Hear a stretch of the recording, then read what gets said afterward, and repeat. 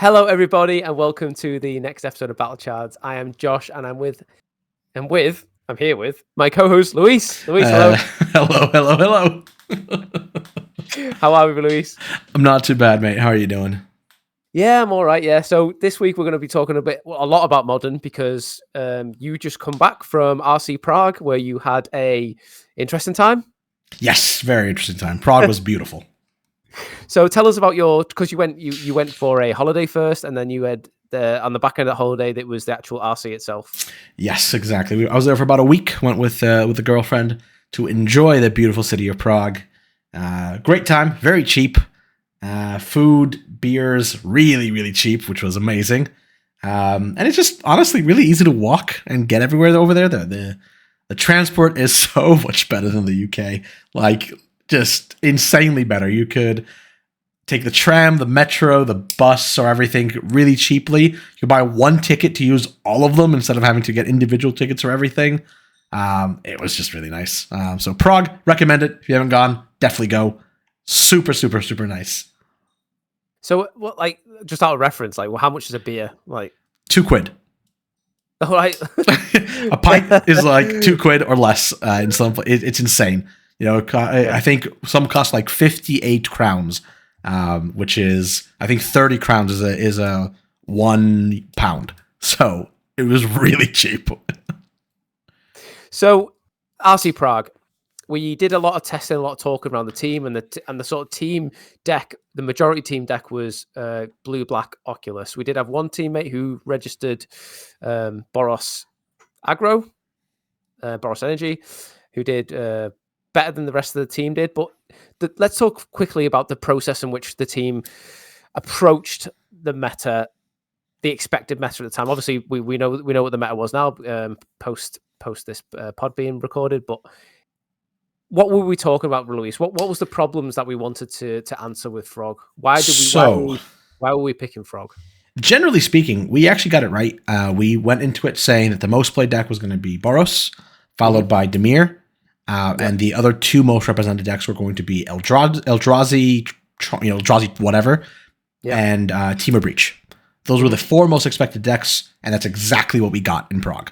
Boros was, however, a bit higher than we thought. We were expecting about 20%. It was actually at 25, which is really, really high. Demir was at about, I think it was 11.4%. I can't quite remember. Maybe a little more, and then Breach and Eldrazi were between 8 and 10% respectively as well. So that was about the numbers we expected for those, and we're glad we got those right. The reason we were on Demir is we had a fairly consistent play pattern against both the Breach deck and Energy. So we specifically situated our deck list to beat those two decks. So we were quite ready for it. We knew Eldrazi was going to be a problem, so we did have our 4 consigns to the sideboard, and that's what we were mainly relying on. Because we were thinking about cutting a consign, where we were. I did up until, because I didn't qualify, but I was still testing as though I was, because why wouldn't I, part of the team? And we did think about cutting a consign, but yeah, you were right, coming back on that 4th one. Yeah, it was definitely one of the contention points, because that extra consign slot can give you something else versus other matchups, but we decided no, we really need to respect the Eldrazi decks. And then we knew for the mirror that we were happy to play more Thoughtseizes or the like in the main, which really, really helps it out, and have the dispute, or at least one dispute in the side as well, that also helps that matchup out. So we were feeling quite confident going into it. Unfortunately, on our actual runs, none of us, I think, actually faced any of the meta decks that much. I myself faced one Breach player and one Demir Murktide. Everything else was more off meta or less represented. My round 1 was Necro Dominance with Leyline of the Void, which was, we drew. At least I didn't lose, but a draw is as good as a loss at the RC. Round 2 was Hollow One, also with Leyline of the Void, so I drew the short end of the stick there. I lost that one in a close game 3. And then I went win versus Breach, win versus Demir, which was Yep. splashing green for like a Sultai-ish title list, but it was only splashing it. I think I found that list. I think it's for abrupt decays and stuff like that. It was collector oofs. I think it had a decay or two, and pick your poisons, which not a bad medical. And the last one I lost to Zoo, which was not super represented. I think there was like between 7 and 14 Zoo or Zoo-esque lists. Not all of them were the same. The one I faced was the Black Zoo, which had 4 Orcish Bowmasters. Lost as well in an incredibly close match to a very aggressive hand after I thought seized them my turn 1, he was on the play, where he had double Kavu, and I just got my butt beat down because I couldn't find a removal spell. But very close matches anyway. Whereas I know the other 2 guys, Christian and George, didn't have much better of a time, but they also didn't face tons of breach or energy, which is what we expected to see more of. I think they faced them once or twice respectively, which was not what we wanted. I don't know exactly what they lost to, can't remember. But, all in all, it didn't go as well as we wanted. It was a annoying time for me, at least. I wish I would have placed more meta decks, but I think overall, looking back into it, we're still happy with the deck choice. I think we could have made smarter choices with how we would have played our games against cards like Land of the Void or heavy graveyard hate, because that's what the meta really was. It was a very heavy anti-graveyard. It looked like people were very ready for Breach, and because they were ready for Breach, they were ready for us, and kind of forgot that energy was still a deck, because from every person I faced, and Jack as well, who he was the guy on our team who was on energy, we both felt like most of the meta was not ready for energy, which was really weird, because everyone knew energy was going to be a big deck. It just, people didn't respect it like they should have. We saw breach lists playing 1 or 0 pyroclasms instead of 2 or 3. We saw people playing 1 wrath in their sideboards, like literally just 1 toxic deluge with no EEs and no glistening deluges, nothing, which is just weird, which is really odd. So I don't know what people were thinking, because they definitely should have had a bit more for those decks. But overall, we're happy with it. We know where we went wrong and what we could have done better. And that's where we're at, essentially. I think the learning from this, though, when you go to a big tournament like an RC, because the RC circuit now is like it's so random who qualifies these RCs, because you could literally have like an 8-player round robin FNM, and you could qualify for an RC, or you could do something like we did, and we have to qualify against a 60. Or sometimes the RC that I qualified for was 120 odd players. So it's so random in how, I guess, the player base is represented in these RCs, because it's so inconsistent on how you qualify. Like, some people really work for the qualification, and some people just rocked up to an FNM and happened to qualify that day. Yeah, and the RCQs are weird.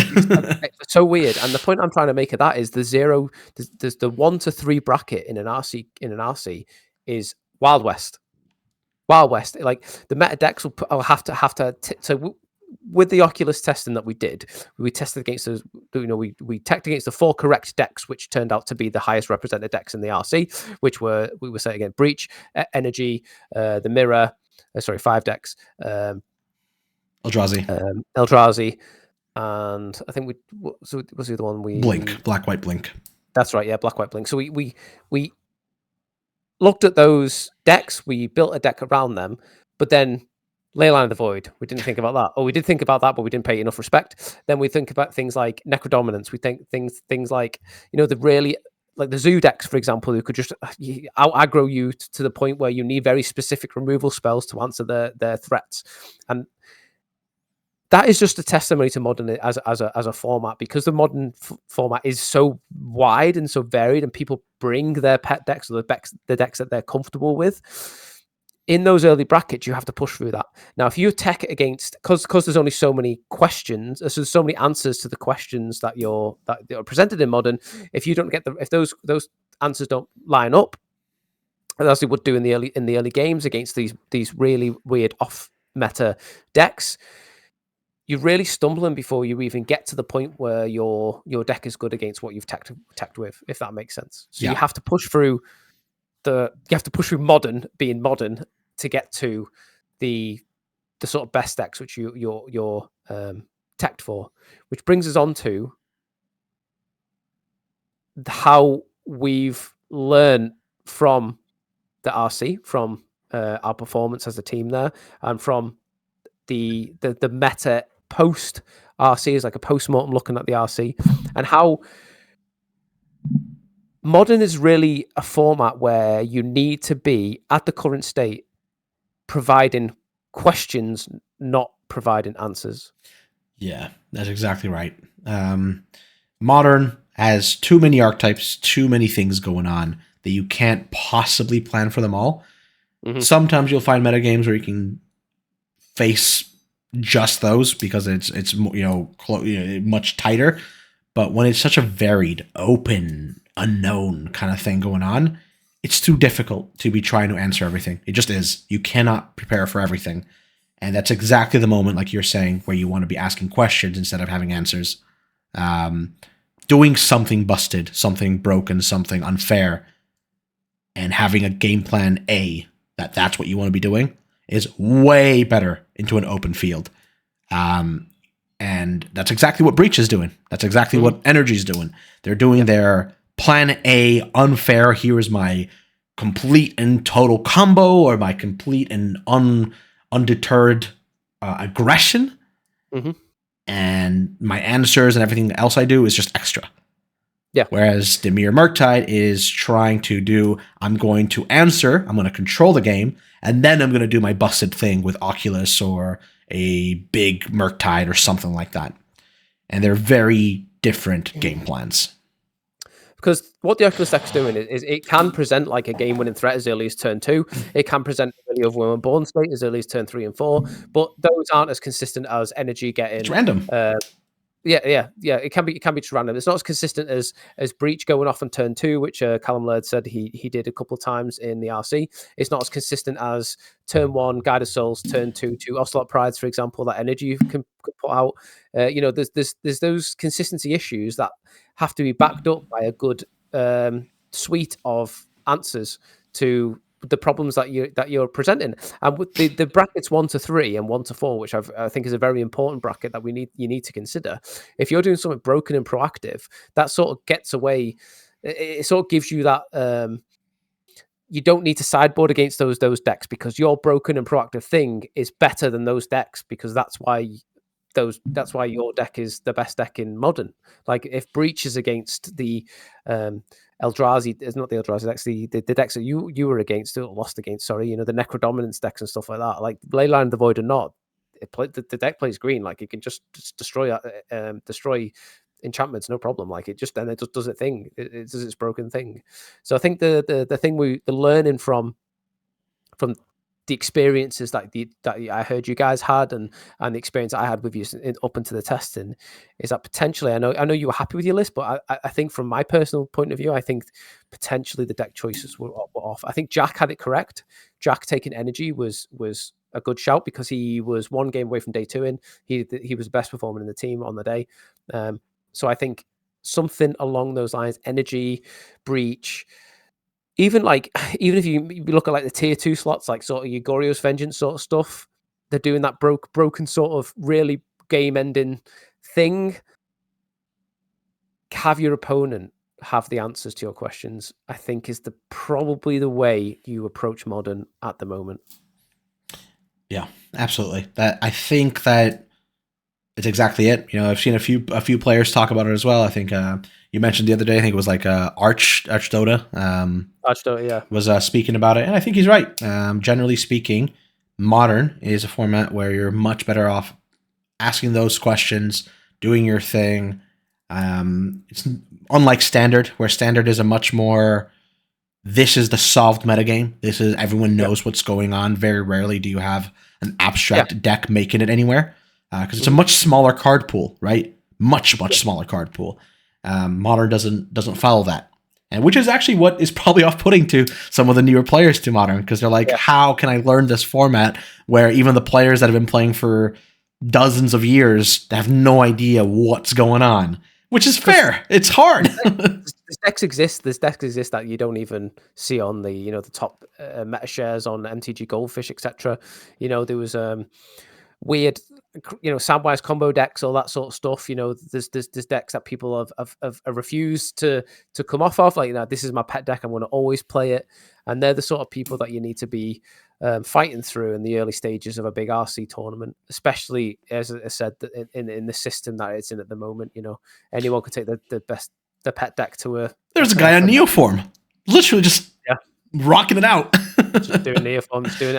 I'm here to play my thing, and if that's your goal, it's fine. But we're talking from a position of we want day 2 an RC, if not win the RC, and you need to be a step above your pet decks. I feel like we as a team particularly are very attached to our decks. We have Jack, who's always on energy. We have me, you, and George, who are always on the Murktide.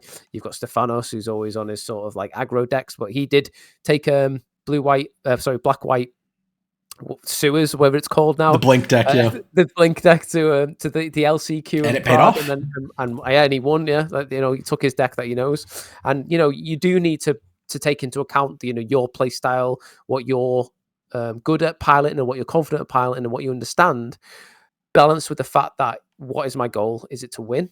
Then maybe you should think about a different deck, or maybe you should put your pet deck down and do something more proactive and broken, or even like different. I mean, we had a conversation just it was today or yesterday, Luis, when we were talking about like I want to try more aggro decks. I want there's aggro is an archetype that I very rarely play at the moment, and yesterday you were telling me, I've literally just got Arena on my phone, and I've been doing loads of draft, and I've been doing the Eldraine quick drafts, and it's very aggro focused. I was like, oh my god, I actually quite enjoy combat math now. Like, instead of presenting an overwhelming board state and stopping you from doing your thing, I'm actually just smashing you in the face and doing combat math. And it's actually quite interesting and quite fun. So I think it might be time for me to buy Oslo Pride, honestly. It's very difficult to play decks without Counter Spellman or some sort of on the stack interaction. I struggle so hard. I love them so. Well, that's the point. I did begin the game like that. I did begin playing literally Gruul and Naya. Those were my first color combinations. Yeah. So maybe it's time to get back to my roots. Well, that's the point I'm trying to make, is the fact that like people can be stuck on the decks that they want to play because they enjoy and they resonate with that, and that's completely fine. Like, there's nothing wrong with that. But if your goal is to win and do successful at like RCs and stuff, you're probably not going to take it, unless you're Dom Harvey playing Amulet Titan. You're probably not going to take your pet deck and top 8 an RC potentially, unless your pet deck happens to be the deck that people have been going on, your Corey Bowmeisters of the world with Breach have paid off because of the Mox unban, etc. Unless your pet deck happens to be one of these broken strategies that are really proactive and also really potentially borderline unfair and modern, it's something you got to consider. You got to be honest with yourself, I think, is the point. Absolutely. Fully agree with you there. It's right. You have to be open and flexible to changing your pace, because there isn't really like a style of deck that one person plays. Don't get me wrong, there's preferences and all that, but if you want to be one of the best, if you want to keep climbing up, you have to be willing to play everything. You really do. Yeah. So one of the methods in which we used to come to the decision we made with Oculus, because we did have a very positive win rate, but we had a data share matrix, didn't we, on an Excel document that we shared in the team, and we've recorded our matches played on MTGO as well as testing in paper, and as well as sort of organized events. I think George is predominantly a paper only player, so we had to make sure that we included paper play results because that would incorporate him. And he plays at the same LGS as Sean Goddard. Is it Dark Sphere, is that, or wherever his LGS is? Not Dark Sphere. I can't remember which one it is, but I know what you mean. So whatever LGS plays up, they have 4-round FNMs, for example. So they and then regular testing because it's quite competitive there. So we recorded those datas, and I think as a team we were on about a 67% win percentage with Oculus, if not higher. Like the results were sort of backing up the decision to take those decks, that deck into the thing. So having that sort of data matrix helped make that decision essentially. But what you can do is if you are you're not in a team or you're a solo person, you're trying to evaluate testing or evaluate sort of card strengths or card choices in your deck. You can use data spreadsheets, etc., to record the information that you're trying to collate. So if you've got really high win ratage against Boros Energy, for example, but you're really low win rates against Team Breach, then you could maybe then use that information to adjust sideboard plans, adjust game plans, adjust some main decks, etc., or even deck choices itself. Maybe I'm struggling in this meta with heavy breach, so I'm going to try a different deck. Maybe the black white sewers deck, for example, and then record that data, and then you can then analyze it and digest it later on, which is what we did, and that's the conclusion we came to. But in hindsight, for me personally, maybe the data was potentially wrong, and by wrong I mean, is the online meta representative of paper? Yeah, maybe it didn't give the full picture. I think for a lot of what we discussed is we're still okay with our deck choices and deck decisions. It could have definitely gone better, and it had a good chance to, depending what lines up. Because just like any big tournament, you always have to be aware that some of it comes down to your matchup luck, if that makes sense. Yeah. If I didn't face 2 Leyland of the Void decks right off the bat, I wouldn't have ended so badly. Not to say I would have day 2'd or anything like that, but that does make a big difference for a lot of things.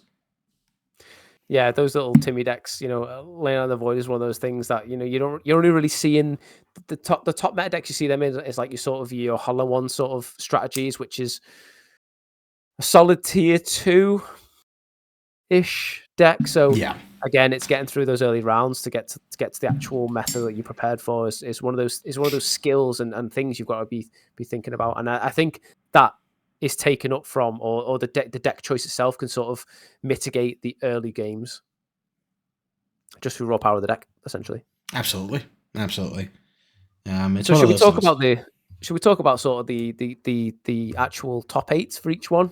When I say each one, we had 2 RCs last weekend, the weekend before the recording of this pod.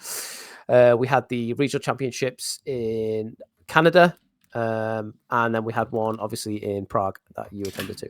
Yeah. So top 8 for Prague was. Oh, let me get up 1 second. So we had Breach by UK player Alexander Rohan. He came first. Really interesting player. I don't know if you saw any of it on live coverage. It was absolutely some of the plays were just absolutely slick. Just the way he got out of certain situations was actually really interesting to watch. And then we had Eldrazi Ramp, who was in the finals. Just with the it did have the Calm package, which is interesting into the Breach meta, because obviously if they got the Karn out, then they can't activate Mox Opals, etc. And it sort of really shuts down the mana generating combo. Then we had 3rd place Boros Energy. We had 3rd and 4th place of 3rd, 4th, and 5th place for both Boros Energy.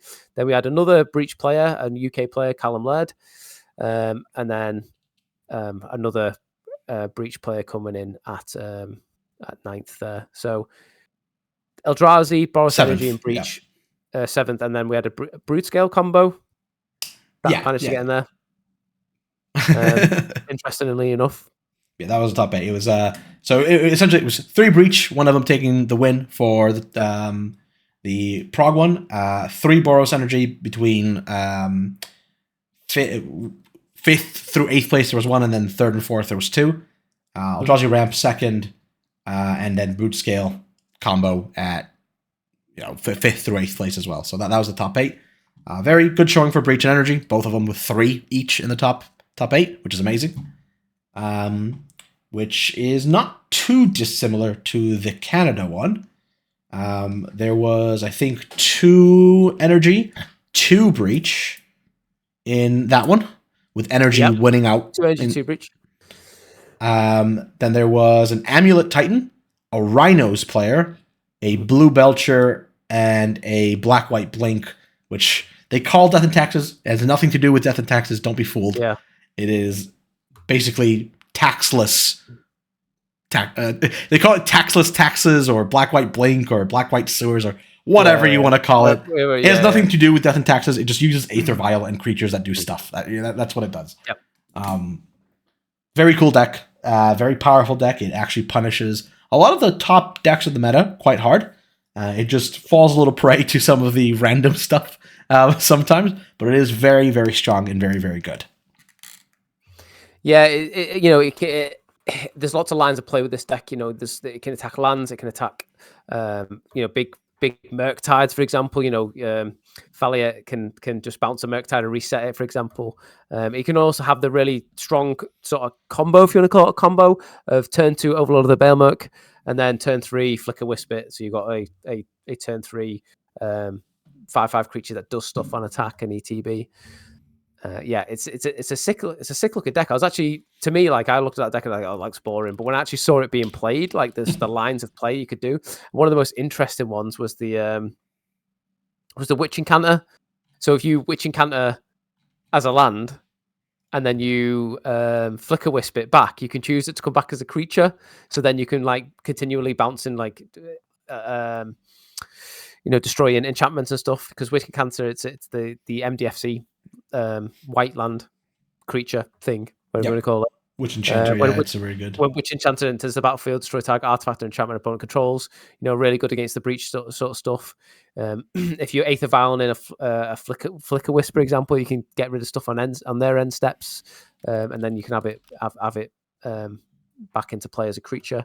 It's really interesting. But a lot of these decks, like if you look at these top meta, like we said before, all these are doing something proactive. Like there's not one deck here that's sort of permission based. They're all doing something really, really proactive. Now we looked at this back when we did a Pioneer breakdown, when Pioneer was a thing last year. We talked about how the answers and the questions don't really line up within Pioneer. Does have the answers to the questions, but the problem is there's a lot of questions. So if you're taking a deck that requires that is as permission based or sort of like answering the question of the format, you need to know exactly what you want to aim at, have a good understanding of the meta, which I think the team really did. It was just apart from the early turns, the blue black deck doesn't have much in the way of Leyline of the Void hate, or beyond Brazen Barrow anyway.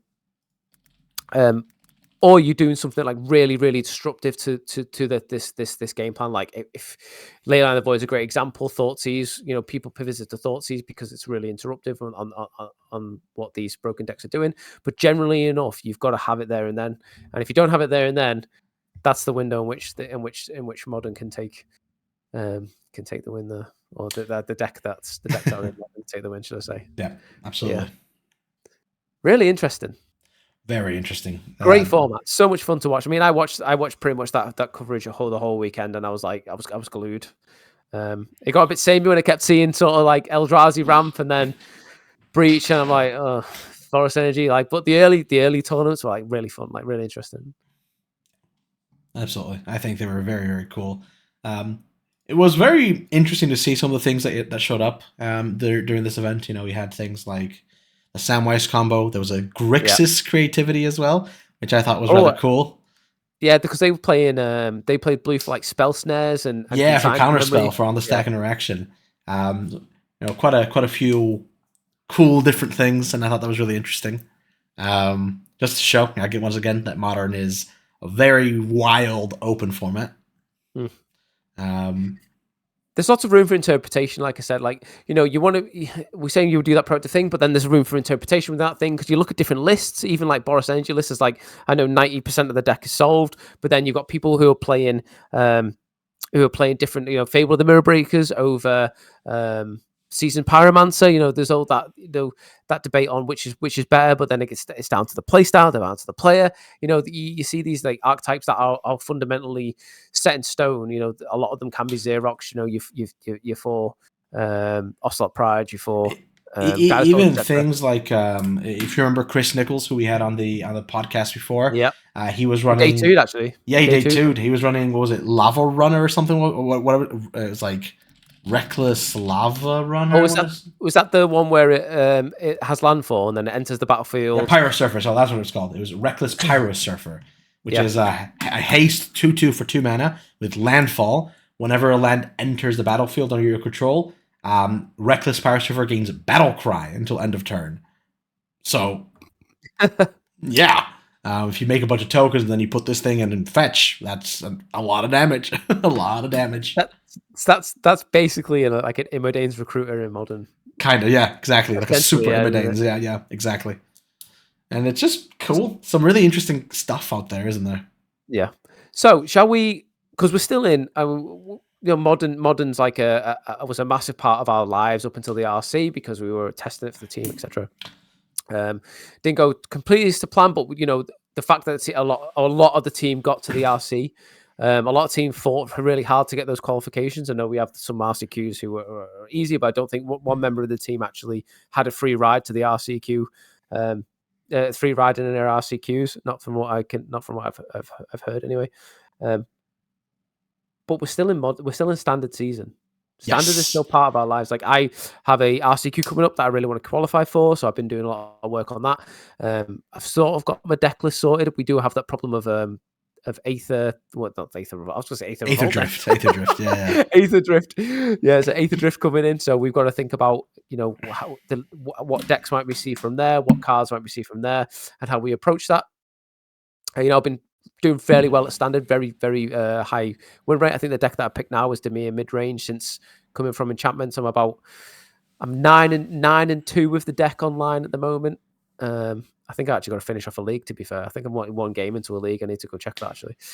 I'm currently in a league as well. I think I'm 2-1 with my ninjas deck for Modern. I think I 4-1'd a league before going to bed, and I was like so tilted that I loaded another league and then won that one, and then I was like, right, gotta go bed now. But anyway, so standard's a massive thing. Should we talk about standard? What we expected, the sort of expected decks to see competitively, and then we'll sort of call this pod on the head because we're going to be looking at the new set coming up, and I think we're going to do a podcast on sort of card evaluation, what we think is going to play. So for now, we're just going to talk about standard, talk about what we have to talk about. Modern. I know it's a bit of a shorter one for you guys, but that's with purpose because we're just giving a bit of a status update on everything going on, and then we're getting ready for the Aether Drift and what we're planning to do with that one. But yeah, the state of standard essentially. It's a lot of what we talked about during our top 5 decks in standard. We expect to see Demir Enchantments, Demir Tempo, Esper Pixies, the blue-white Oculus deck, red decks in the shape of the Gruul style aggro that has a bit of protection behind it. Mono white, the mono white Caretakers deck, we'll see a bit of that as well. Golgari is making a small resurgence. It's not awful, but still struggling a little bit with the Demir decks, but it kind of found its way of beating Esper Pixies, funnily enough. Yeah. Because Golgari card quality is quite high, whereas Esper Pixie card quality is really not. It's very synergy focused. So Golgari is finding its niche there at being able to bully that around a bit. So when the Esper Pixie deck became a thing, it was like dominating the format, and then it took a bit. People realized, right, how do we approach this Pixie dominated format? And how you approach it is threats that they can't deal with, i.e., Preacher of the Schisms, i.e., Sentinel. Sentinel the Lost City. Sentinel the Lost City. Those sort of decks with a big chunky rear end on them, i.e., 4 and above, because it can't be -3/-read. And they've realized this, so even the Gruul aggro decks are bringing in Sentinels. You've got these big chunky threats that originally the thought process was, and we spoke to George about this, is we don't play these awkward tap out threats because they just get bounced to the hand. And what actually happened is they weren't getting bounced to the hand. What was going on was your enchantments were coming back to their hands, and then they're giving them -3/-3 again. That was the play pattern. So if you play something that's got a big backside on it, it's not going to kill it. Also, the Esper Pixie decks is that their card advantage isn't strict card advantage like Curiosity is, where you're physically drawing cards. What they're doing is they're using the same card on the battlefield over and over again. So if that card that they're bouncing gets hit by a counter spell or gets destroyed and gets put in the graveyard, that's a source of their pseudo card advantage that's gone. Meaning that if you take them to the late game, you push past their early threats, you push past their early interaction, and you take them to the late game and you start drawing cards with curiosities, or you start drawing cards with other engines, or you present really high quality late game card advantage, then the pixie decks can't really keep up. The same with the Dimir versions of the deck. They sort of hedge towards having Kaito and Curiosity in the late plan against the mirror, but guess what? You're playing a Dimir deck with less card quality, because the Dimir mid-range deck has a really high concentration card quality, and it has more consistent, more volume, and better removal spells than what they're sort of presenting to the meta. So I do think that the Enchantments deck is still really good, but people are evolving to it. And if anyone who played the previous Standard season knows, 3 color mana bases are really difficult, especially right now, because there isn't a lot of good 3 color lands or anything to make use of them. We lost the Triomes, and the extra duels that we have essentially are painful as heck. They are literally the pain lands. So the Esper Pixies deck, you'll find that a lot of games you'll lose 5 or 6 life from your own land base, which is massive when it comes to the length of a game. And it's punishing. It just hurts so much, and you get whomped by the red decks or something that can effectively neutralize your cool or good plays, and you'll find that you're just losing too much ground from the amount of life you've lost. You are losing life more, though, aggro in the format at the moment. So you can... we were watching a game just before this pod where Dan stabilized on 4 life because the opponent couldn't get a threat through. So a lot of the life loss is on combat, and by that I mean there's hardly any strict burn, like they're not going to the face. So I wouldn't be put off playing 3 color decks, especially if the power can justify it. But there is that consideration, as Luis rightly said, that you're going to be taking a lot of damage. And if you're having an intricate game of, Pasco or little chips here and there, or overall sort of grindy games, etc., and you're taking a life every time you're playing a spell that's getting countered or getting bounced, and you have to pay another life to play it again, that can add to the attrition against you. So the mana base is a big thing, especially in the consideration when should I play Dimir Enchantments or the Esper Pixies one, or if I should just play the 2 colors of whatever deck I'm thinking of. The mana base currently in Standard is different. It's definitely interesting, but we are getting the other set of lands in the Verges. New set. Yeah, we're getting the other Verges. So your blue greens, what the other color combinations are missing? We're getting them. So the enemy Verges, essentially. The enemy Verges. Yeah, so we're getting them. Would help with sort of the green black sort of bounce decks and stuff to come back with the terrors and that. That might actually see Bant colors actually be really really consistent now. Yeah. But again, with those Verges, you have to play basic, so that you can't play 3 color spells, a 3 color mana base, with too many basics, because you just won't hit your colors to play Verges. Because you need the land types, otherwise they don't matter. Look at Convoke, for example, really powerful deck, really aggressive deck, but the land base is absolutely a killer. It's atrocious. It's awful. Straight up. But now we've had some new cards come in for that. Now they don't have to play the blue, because they were mainly playing blue for the what's it called? The Siren, the Spyglass Lookout Siren. Or Siren, whatever it's called. Spyglass Siren, and also Mockingbird they were playing the blue for. And then counter spells in the sideboard. Which, decent. The counter spells are nice, but you don't need them. You can play a different game. I think you're going to see it falling back into just Boros colors, because of there's a new card that does essentially what Spyglass Siren does. So you can always hit that extra token for your Gleeful Demolition style card. And I'm excited to see how things change, because it's quite a interesting set, honestly, that we're getting. The lands are one thing, but then there's some strong and powerful artifacts. Affinity being a supported archetype in Standard is a little scary. I'm not gonna lie.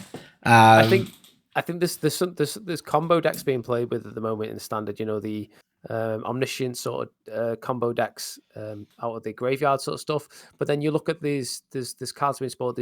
I forget that I didn't know we were going to talk about this, so I apologize. I don't have the name for it. But it was like a 6-mana artifact that you can tap it, sacrifice, and not any number of artifacts, and you add 3 mana of any color, I think, and that's just like KCI level. In like broken, like that could be broken somehow, you know what I mean? Cheat that artifact out somehow, or even cast it on curve and then just go off making infinite mana on something like Radiant Lotus, that one. Radiant Lotus, yeah. Sacrifice 1 or more artifacts, choose a color. Target player adds 3 mana of the chosen color for each artifact sacrificed this way, which is pretty nutty, right? Like, you've got this synthesizer. What's it called? The blue synthesizer. ATB Scry 2, and then every time you cast a Simulacrum synthesizer, I think it's called. Yeah, I don't know. I couldn't even say that word for the life of me. But yeah, you know, making loads of artifacts off that, you know, going really wide with artifacts, slamming this bad boy down, and then making loads of mana, sinking it into something. I'm sure someone will break it in about 0.3 seconds, but yeah. Definitely one to watch out for. Yeah. But how you feel about this set? Like, 'cause this set to me, like, I'm not excited by the aesthetics of the set. I think the artwork is really, I think the artwork's awful. The racetrack stuff is never. I don't get it. It's like, I don't know. Like, it's not for me. It's like, I don't know what they're doing. Like, it almost feels like a Star Wars-esque, the Phantom Menace. Here's a pod racing stuff going on. Fine, you know, pod racing's cool and all, but I don't really understand why we're using it as the basis of a Magic set. And there's like clear references like Akira, you know, the new Chandra art, like that's Akira. Like there's other references, I'm sure. But I think personally, I'm not really excited for the aesthetic or the theme of this deck. Like I think the art. I'm not either. It's fine. It's just it's not for me. But that's, you know, I guess it's not meant to be for everyone. No, sure. You know, I'm not too angry about it or anything. It's just I'm excited as well as Bloomburrow. That's it. I'm excited. Yeah, exactly. Bloomburrow also wasn't for me. Although I've not really been excited by decks unless it's like horror theme, like Innistrad and then the Dustmourn. Like I need to I'm letting my inner goth out in my Magic. Well, we always knew you were a goth. Don't worry. It's not a phase, Mom. It's a lifestyle. If you want to hear more from Emo Kid Josh, don't forget to subscribe to our wonderful, wonderful channel.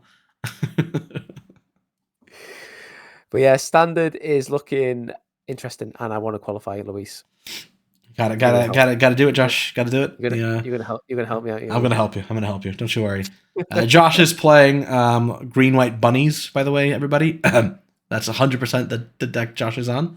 Yeah. So if you see him at an RC, make sure you keep a hand that's only good against green white bunnies. I'm gonna play Bloomburrow and Aether Drift, but constructed in standard. Yeah. And I'm only going to judge it by the worst art. I'm going to have a deck with just the worst art. Oh god, this guy, man, can't take him anywhere.